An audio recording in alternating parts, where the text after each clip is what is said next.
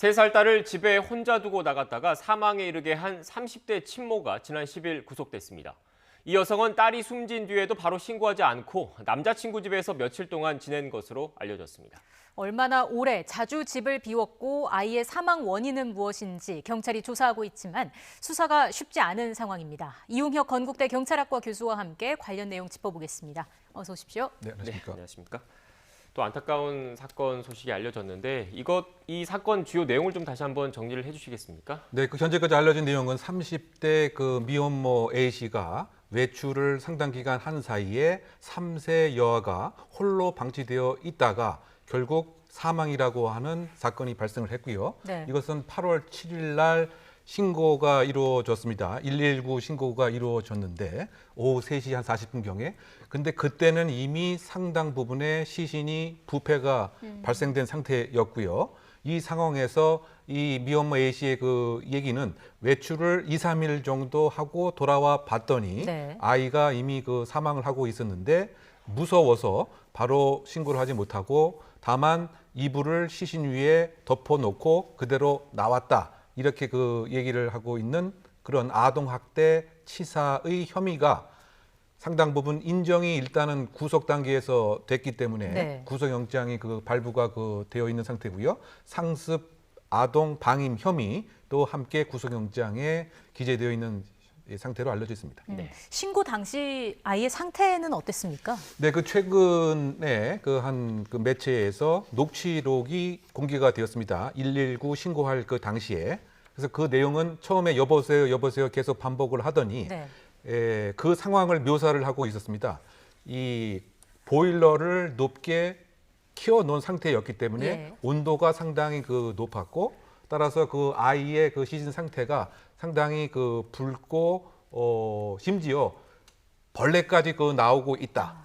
그래서 어떻게 해야 될지 모르겠다라고 이제 얘기를 하고 있는 이런 상황인데요. 네. 그런데 다만 이제 이 상황이 진실인가의 그 여부는 다소 의심되는 대목이 있는 것으로 알려져 있는데요. 네. 왜냐하면 그 가스 보일러를 작동했다고 하는 그런 흔적은 없는 것으로 현재 경찰 조사에서 나오고 있는 것이기 때문에 네. 과연 신고자의 여러 가지 진술을 했던 그 상황들, 즉 바꿔 얘기하면 며칠 외출을 했다라고 하는데 그것이 정말 맞은 것인지 또는 이 신고를 하고 나서 즉 이전에 사실은 이 집을 다시 방문을 해서 아이가 사망했다고 하는 것을 알고 있음에도 바로 신고를 하지 않은 그런 이유, 이것은 이제 겁이 났다라고 얘기하고 있는데 이런 것이 정말 사실인가의 신빙성 여부도 수사에 초점이 되지 않을까 되는 상황인 것이죠. 네, 교수님께서 바로 신고하지 않은 이유에 대해서도 추가 조사가 필요하다는 그런 취지로 말씀을 해주셨는데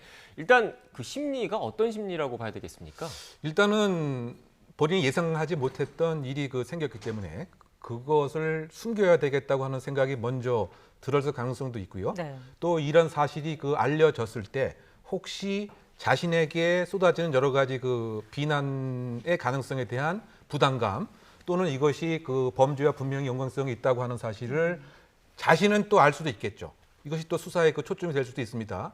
이렇게 일정 기간 집을 떠나는 사이에 우리 아이가 혹시 죽을 수도 있다라고 하는 예견 가능성이 있었다고 한다면 이 양형이 더 중하게 처벌되기 때문에 이런 복합적인 이유 때문에 일단은 이 상황을 벗어나고 봐야 되겠다 이렇게 판단을 해서 즉시 신고를 하지 않은 것 같은데요. 쉽게 요약을 하게 되면 범죄의 발각에 대한 두려움도 분명히 가능성이 있는 것이고 예. 또 예기치 못한 상황에 대한 당황감 이것 때문에 바로 신고를 하지 않았다고 얘기하고 있는 것 같고요. 본인은 물론 이제 나는 전혀 학대를 한 정황이 없다. 그리고 이 상황을 무서웠고 그래서 잠시 다른 장소로 옮겨져 갔는데 그 장소가 남자친구 집으로 바로 갔다고 하니까 이 부분도 이제 선뜻 납득하지 못하는 이런 점으로 현재 추정됩니다. 예, 지금 경찰이 적용한 혐의는 아동학대 치사죄인 거고요. 이거보다 형량이 무거운 아동학대 살해 혐의를 적용할지 검토한다는 방침인 건데 이렇게 되면 어느 정도나 더 무겁게 내려질 수 있습니까? 네, 올 2월 달에 아동학대 처리에 관한 특례법의 일정 부분이 개정이 됐는데요. 네. 형량을 강화하는 이런 내용입니다. 일명 정은이법이다 이렇게 불리기도 했는데 즉 아동학대자가 살인을 하게 되는 경우에 7년 이상 사형 무기까지 형량을 강화한 것이었습니다. 그런데 지금 일단 구속영장에는 아동학대 치사로 한 것은 지금 우리가 이야기를 나눈 것처럼 미필적 고의, 즉 살인의 고의가 있었는가를 분명한 정황 증거 또는 구체적인 증거 또는 그럴 수밖에 없었던 여러 가지 객관적인 사실들을 입증을 해야 되는 부담감이 있는 것이죠. 예. 그래서 그것은 아직까지 공식적으로 적용을 안 한 것이고요. 수사의 결과에 따라서 지금 이 형량이 강화된 아동학대 살해죄의 적용 가능성도 배제할 수는 이제 없는 것이고요. 그 얼마 전에 사실은 처음으로 아동학대 살해죄가 적용된 그 사례도 있었습니다. 그리고 지금 미필적 고의에 대한 인정 범위가 이 아동학대에 관한 범죄의 그 재판부의 태도가 상당히 강경한 뭐 이런 것도 있기 때문에 지금 수사의 그 결과에 그 따라서 적용 법조가 변경된 가능성도 배제할 수는 없지 않나 생각됩니다. 네, 교수님 법률 용어라서 좀 어려워서 좀 그 시청자 여러분을 위해서 좀 정리를 하면 지금 현재 적용돼 있는 아동학대 치사라는 거는 어떻게 보면 과실의 개념이 들어가 있는 거고 이 살해죄를 적용을 하려면 미필적 고의 그러니까 이렇게 방치해두면 죽을 수밖에 없다는 사실을 인지하고도 그대로 방치했다라는 그걸 입증을 해야 되는데 이 입증을 하려면 결국 이 숨진 아이가 어떻게 숨졌고 언제 숨졌고 이거를 좀 객관적으로 증명을 해야 되는 거지 않습니까? 그런데 현재 그 작업이 좀 쉽지 않은 상황인 거죠? 그렇죠. 지금 뭐 잘 아주 지적을 하셨습니다. 과연 어떠한 이유 때문에 이 아이가 사망에 이르게 되었는지, 즉 외력에 의한 것인지 아니면 혹시 수분이나 음식을 제대로 제공하지 않았기 때문에 그야말로 기아로 죽은 것인지 아니면 또 다른 원인이 있었는지 이것이 이제 제일 밝혀져야 할 부분입니다. 네. 그런데 지금 알려진 바에 의하면 외출을 자주 했기 때문에 그렇다고 본다면 결국 그 수사의 그 초점은 언제 마지막으로 이 여아를 만나고 얼마 동안 이제 외출을 했는가 이것부터 이제 파악이 돼야 될 것 같습니다. 뭐 예를 들면 잠깐 뭐 한두 시간 정도면 뭐 이 아동 학대의 방임 때문에 아이가 사망할 수도 있다라고 하는 그런 인식을 안 할 수도 있겠죠. 네. 그런데 이것이 이를테면 하루, 이틀, 3일까지 이 폭염에 아이만 혼자 두게 되면 아동이 사망할 수 있다고 하는 충분히 예견이 가능함에도 불구하고 그래도 할 수 없다라고 하는 이것이 바로 이제 미필적 그 고의 부분이기 때문에 지금 그 사망 원인이 아직 정확하게 파악할 수 없다고 하는 것이 국가수의 입장입니다. 그렇다고 본다면 결국은 방임에 초점을 맞춰야 되는 것이죠. 예. 그러면 어느 시기에 어느 기간 동안 외출을 하고 집에 안 들어왔는지 이것을 입증하는 것이 가장 중요한 수사 초점으로 생각됩니다. 지금 교수님께서 국가수 입장 말씀을 해주셨는데 관련된 그래픽이 있습니다. 그래픽을 좀 띄워주시면 지금 현재 국가수에서는 지금 교수님께서 말씀하셨던 것처럼 사망 추정 시점이나 뭐 어떻게 숨지게 됐는지까지는 지금 정확하게 파악을 못한 상태인데 일반적으로 국가수 같은 경우에 정밀부검도 하지 않습니까? 이것도 진행될 가능성이 있는 거죠? 네, 그렇죠. 결국은 이제 그 사망 시점 자체를 정확하게 판명은 못하던 손치더라도 어떠한 이유 때문에 사망에 이르게 됐는가는 파악을 할 수도 있습니다. 혹시 그 외력에 의해서 지금 아직 그 예를 들면 심층 CT 촬영을 하지 않았기 때문에 뼈에 그 골절이 있었는가의 그 여부, 그리고 현재 음식물에 대한 그 소화와 관련돼서 소위 그 일정 부분 음식물은 분명히 있었던 것 같습니다. 그런데 어느 정도 있었는 것인지, 그러면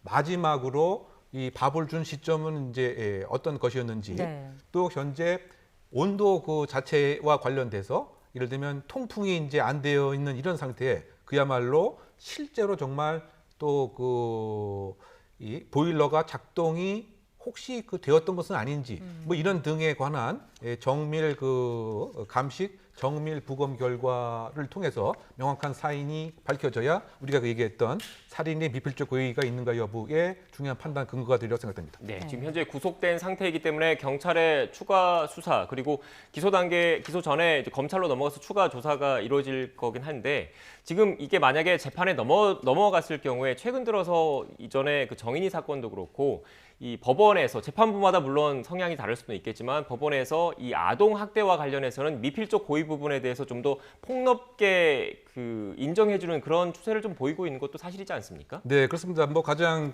최근의 그 사례가 그 구미에서 발생한 여아 3세 사건입니다. 네. 그때도 소위 미필적 고의가 있는가 여부에 있어서 문제와 논란이 되었습니다만 결론적으로 20년의 그 선고를 받았습니다. 즉 그 재판부의 그 당시 입장을 보면 상당히 그 비슷한 사건입니다. 이렇게 네. 더운 그 폭염에 수분도 제대로 공급을 하지 않고 또 음식도 제대로 주지 않은 이런 것은 이 미필적 고의가 충분히 예견이 된다라고 해서 그 당시에 그 4가지 혐의 중에서 특히 살인죄로 기소가 되었고 살인죄로 20년형이 선고가 되었습니다. 그것이 그 대표적으로 지금 그 재판부에서 아동 학대에 관해서는 엄격하고 미필적 고의에 대해서 적극적으로 그 법리를 인용하려고 하는 추세가 아닌가 생각됩니다. 네, 지금 얘기가 나왔으니까요. 경북 구미에서 있었던 3세 여아 사망 사건 오는 17일에 1심 선고 공판을 앞두고 있는데 좀 전망을 좀 해주실까요? 그러니까 지금 그 2가지 사건이 그 같이 사실은 예. 끼어 있죠. 그 하나는 성모 씨가 이를테면 사체 은닉, 그 다음에 그 미성년자 약취 유인으로 13년을 구형을 한 것이고요. 그리고 그 20대 김모 씨는 지금 20년 그 형을 이제 받게 되는 이제 이런 친엄마라고 알려졌는데 네. 유전자 언니. 검사상은 언니로 알려진. 네. 그렇죠. 그와 같은 것에서 항소를 다시 했기 때문에 지금 어쨌든 2가지 그 사안을 분리해서 보게 되면 성모 씨의 그 경우 사실 결국 DNA의 그 증거력과 증명력을 이 당사자는 인정을 하고 있지 않은 것이 가장 큰 이제 문제입니다. 그래서 지금 계속 부인에도 불구하고 지금 검찰이 그 구형을 한 그런 것에 그 입각한 뭐 3분의 2 정도의 양형이 예상되지 않을까 그 생각이 되고요. 그리고 지금 4가지 그 혐의에 징역 20년의 그 가능성이 있는 지금 김모 씨 같은 경우에는 살인죄 그리고 사실은 여러 가지 그 보조금 등을 또 부정으로 그 수급을 이제 받았습니다.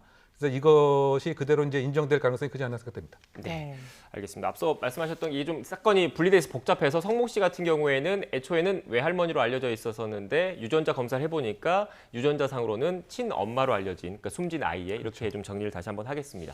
교수님 마지막으로 지금 이렇게 안타까운 사건이 계속 발생을 하면서 뭐 정부도 그렇고 정치권도 그렇고 이 아동 학대 범죄에 대해서 처벌을 강화하는 방안으로 계속 지금 나아가고 있지 않습니까? 그런데도 이렇게 끊이지 않고 이런 학대 사건이 발생하는 이유는 뭐라고 보십니까? 그러니까 그 처벌만 강화하는 것이 능사는 아니죠. 이것은 이미 사건이 발생한 이후의 문제이기 때문에 가장 중요한 것은 조기 발견을 해서 사전에 예방할 수 있는 인프라를 구축하는 것이 더 시급합니다. 네. 그리고 지금 우리가 논의했던 이 사건도 사실은 그 작년에 아동 학대 의심 즉 방임이라고 하는 의심으로 신고가 되었습니다. 따라서 좀 더 적극적인 그 사례 관리를 하게 된다고 한다면 이런 것도 사전에 그 막을 수가 있었던 것이죠.